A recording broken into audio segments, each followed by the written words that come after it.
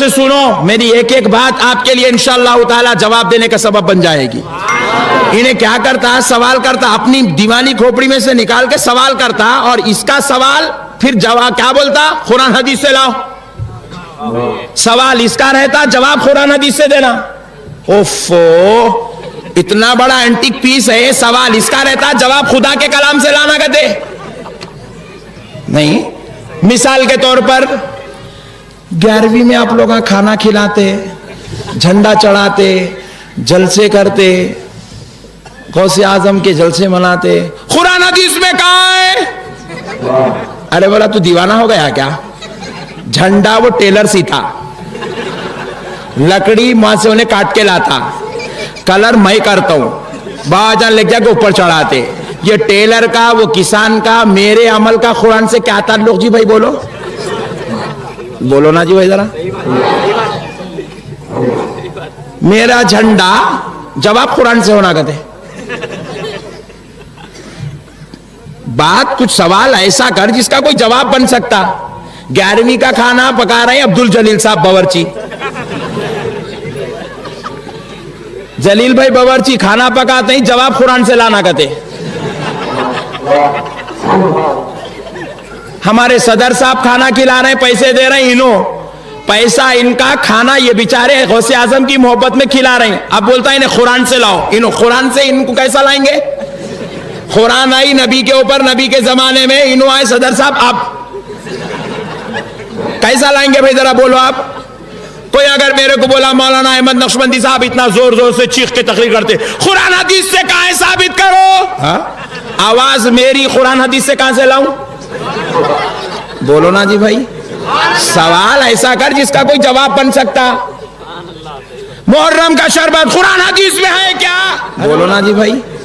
سوال ایسا کر جس کا کوئی جواب بن سکتا.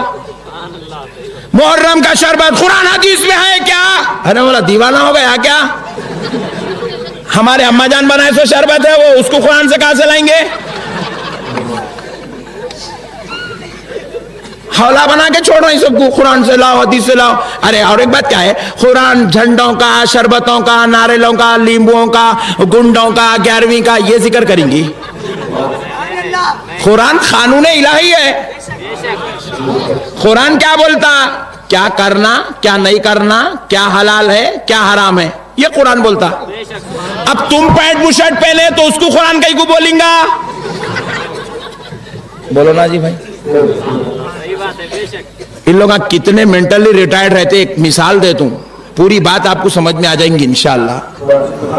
ہوا کیا ہے, اب اگر کوئی جڑ چلے میں ایک دیڑ ہے, دیڑ دماغ, بہت زیادہ چھلے کر لیا, بہت زیادہ بڑی بڑی اتنی بڑی بڑی داڑھی چھوڑ لیا, بات کرے کہ بخاری بخاری بول کے جنون چڑھا ہوا ہے اس کو. انہیں میرے کو پوچھا, مولانا آپ حیدرآباد کے ہیں؟ مولا الحمدللہ الحمدللہ مدینۃ الاولیاء کے ہیں. بولے مولانا وہ حیدرآباد میں 4 مینار ہے کہتے نا؟ مولا جی ہے نا. ایسا مولا صاحب وہ 4 مینار بنے وقت آپ کہاں تھے؟ ارے مولا تو دیوانہ ہے کیا؟ 4 مینار بنا 400 سال پہلے, میں پیدا ہوا 35 سال پہلے, میرے سے 4 مینار کو کیا تعلق جی بھائی؟ اس کا سوال بھی ایسی رہتا, دیکھو دیوانے پنے کی انتہا ہے. جھنڈا نکلا غوث اعظم کے دور سے, قرآن آئی رسول اللہ کے زمانے میں, جھنڈے سے قرآن کو کیا تعلق میرے بھائی بولو آپ, بولو نا جی بھائی.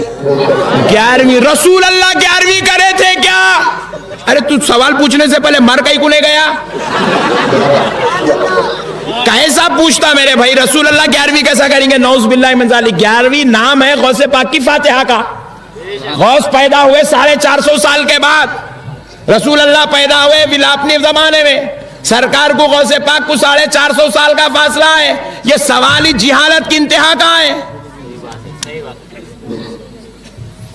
اب ایسے جاہلوں کے سوال, اب ہمارے بھائیاں پریشان, فون ملاتے, مولانا آج ایک خطرناک سوال کر دیا مولانا, میں پریشان ہو گیا. مولانا اس کا جواب کیا ہے؟ کئی کو پریشان ہوئے آپ. جاہلوں کے سوالات سن کے پریشان نہیں ہونا, لائٹ لے کے کھیل لینا وہیں. نہیں بھائی, بات سمجھ میں ہی میرے بھائی. اور ایک بات کیا ہے, فاتحہ پڑھنا قرآن میں ہے کیا؟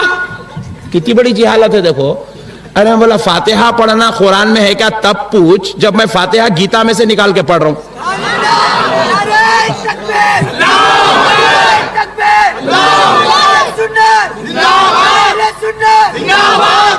فاتحہ اگر میں گیتا میں سے لایا، رامائن میں سے لایا، بھگوت میں سے لایا، وید میں سے لایا تو پوچھ قرآن میں ہے کیا. بلکہ قرآن میں کی سورت پڑھے تو پوچھتا قرآن میں ہے کیا. ارے کہاں سے آیا رے بڑے بھائی تو؟ بولو نا جی بھائی، کتنا مینٹلی ریٹائرڈ ہے. ارے میں قرآن میں سے پڑھ رہا ہوں رے بھائی، سورہ فاتحہ قرآن میں رے بھائی. پھر پوچھتا قرآن میں سے ہے کیا.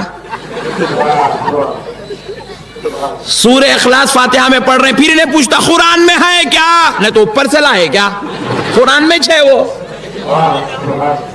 تو بولو نا جی بھائی،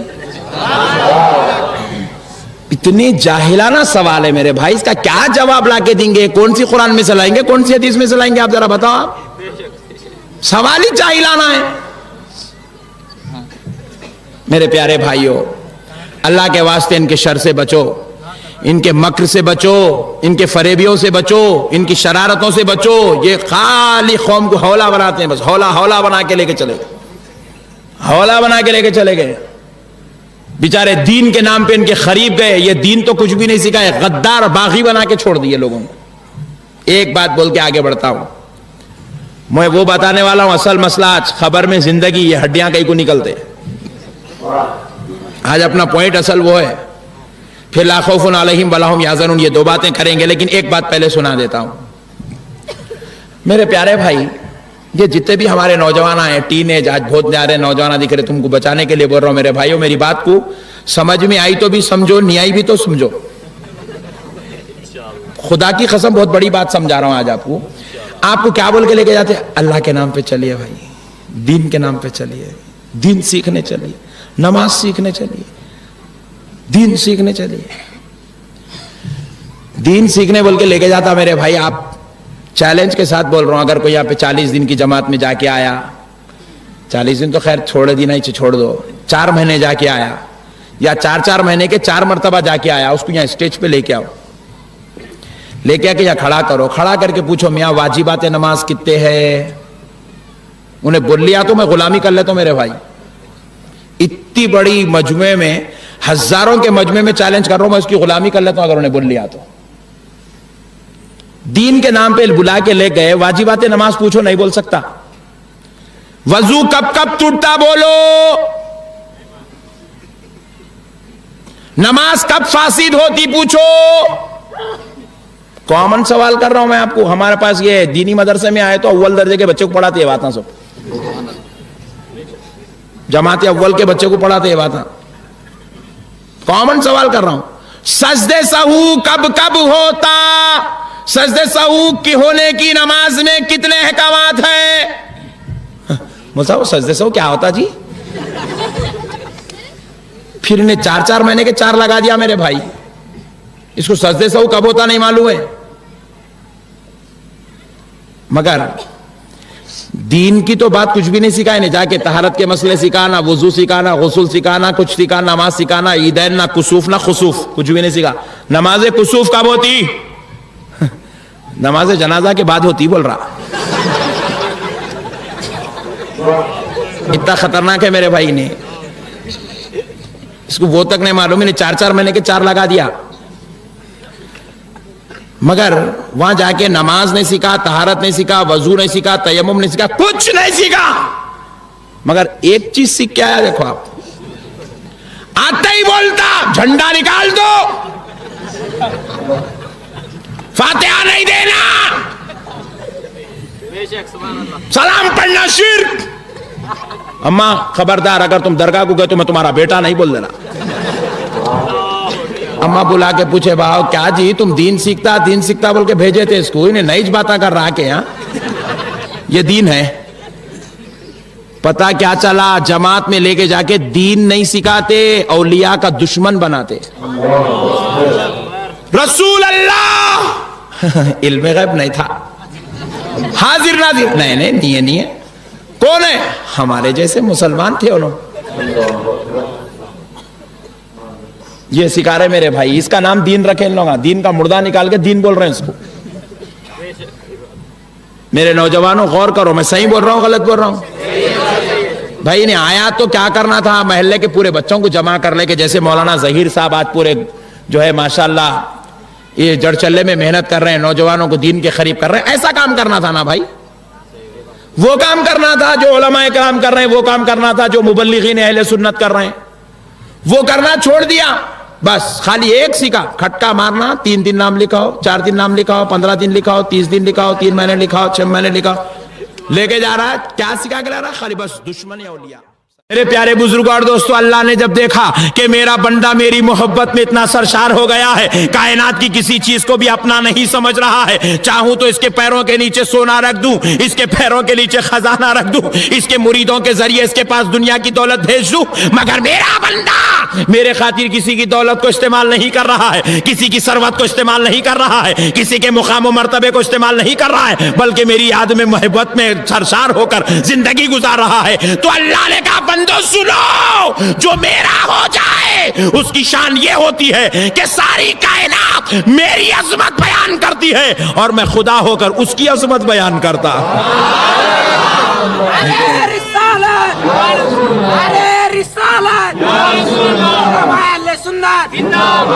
دوستو آخری بات سن لو اور کان کھول کر سنو, بالخصوص بازو والے جتنے ہیں وہ سنو, یہاں بیٹھ کے نہیں سنے تو اپنے گھر میں بیٹھ کے سنو. ویسے تو پنگے پورے جڑ چلنے میں لگے ہوئے ہیں, کان کھول کر کے سن لو. آج تمہارے گاؤں آیا ہوں, اے بازو والوں تمہیں ایک محبت کی دعوت دے کے جاتا ہوں. تم نبی کی جماعت کو چھوڑ کر ملاؤں کی جماعت میں چلے گئے, تم دین سیکھنے کے نام پر دین کی محبت میں تم بھٹک گئے, گمراہ ہو گئے. واپس آ جاؤ, اہل سنت میں واپس آ جاؤ, رسول اللہ کی جماعت میں واپس آ جاؤ, غوث و خواجہ کی جماعت میں واپس آ جاؤ. کیوں واپس آ جاؤ؟ اس لیے واپس آ جاؤ کہ سنو, جب تم مر جاؤ گے تمہاری خبر میں تم کو بچانے کے لیے تمہاری جماعت کے امیر صاحب نہیں آئیں گے. ان کو آپ ٹینشن رکھو لو, اور حق و ایمان سے بتائیں ان کے جماعت کے امیر صاحب ان کو بچانے خبر میں آئیں گے؟ ارے کوئی تمہارے ملا جی تمہارے کو بچانے نہیں آئیں گے, کوئی مولانا صاحب, کوئی حضرت جی, کوئی حفظہ اللہ تعالیٰ, کوئی شیخ صاحب تم کو بچانے نہیں آئیں گے. مگر سنو خدا کی قسم, تمہارے حضرت جی, تمہارے حفظہ اللہ تعالیٰ, تمہارے شیخ صاحب تم کو کیا خاک بچائیں گے, وہی بچ گئے تو بس ہے. اہل سنت میں آ جاؤ, کیونکہ جب یہاں کا کوئی سنی مر جاتا ہے, ہم کو جب دفن کیا جائے گا, ہماری بیوی, ہمارے بچے, ماں باپ, بھائی بہن ہماری خبروں میں نہیں آئیں گے, مگر خدا کی قسم آمینہ کا لال ہماری خبر میں ہم کو بچانے آ جائے گا.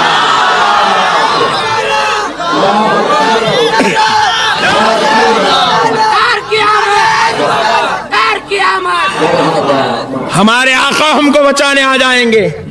میرے آقا صرف یہیں پر خبر میں ہماری رہنمائی ہدایت کا کام نہیں کریں گے, بچانے کا کام نہیں کریں گے, ہماری نجات کا سامان یہیں جمع نہیں کریں گے.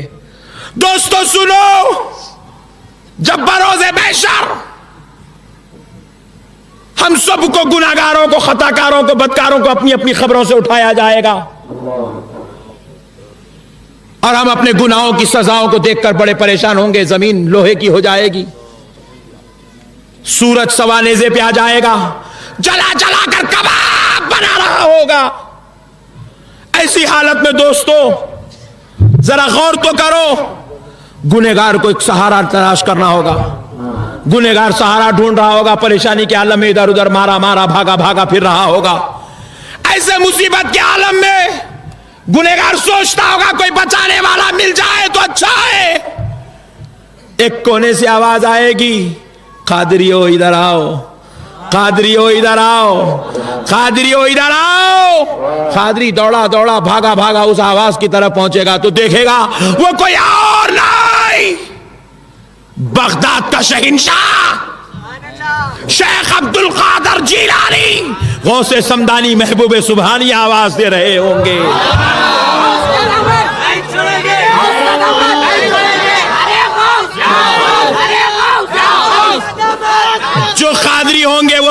نجات پا جائیں گے, وہ بخشش کو لے لیں گے. اب ہوگا کیا؟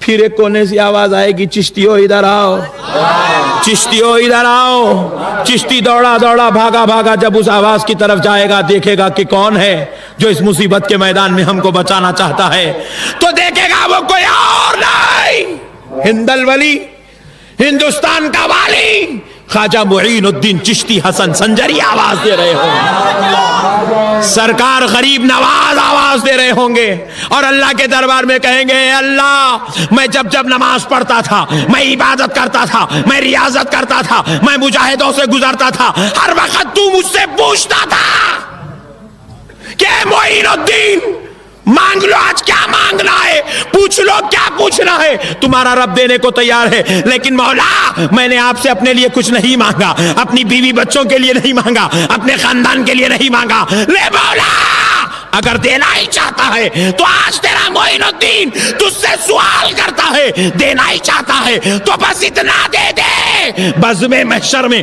جتنے چشتی کھڑے ہیں سب کو جنت میں جگہ دے دے.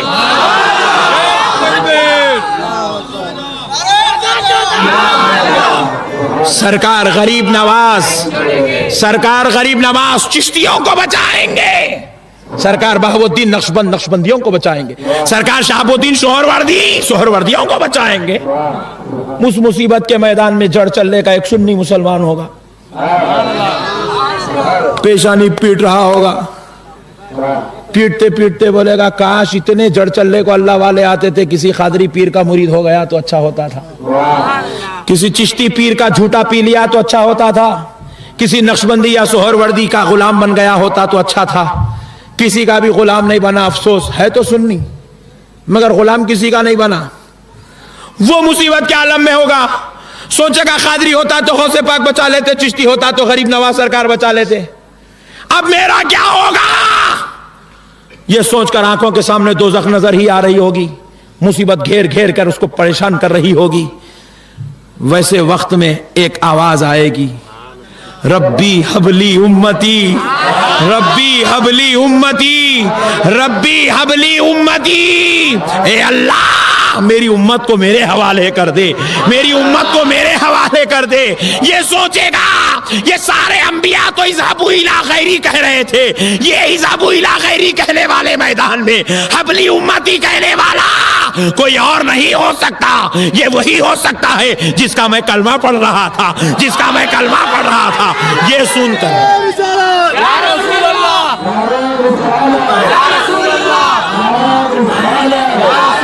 یہ سوچ کر جب اس بارگاہ میں جائے گا, اس آواز کی طرف جائے گا تو دیکھے گا وہ کہنے والا کوئی اور نہیں, آمینہ کا لال سجدے میں سر رکھ کے کہہ رہا ہوگا,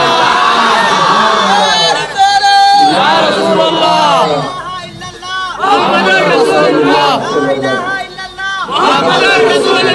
اس لیے کہتا ہوں اے نبی کی جماعت کو چھوڑ کر جانے والوں, واپس آ جاؤ.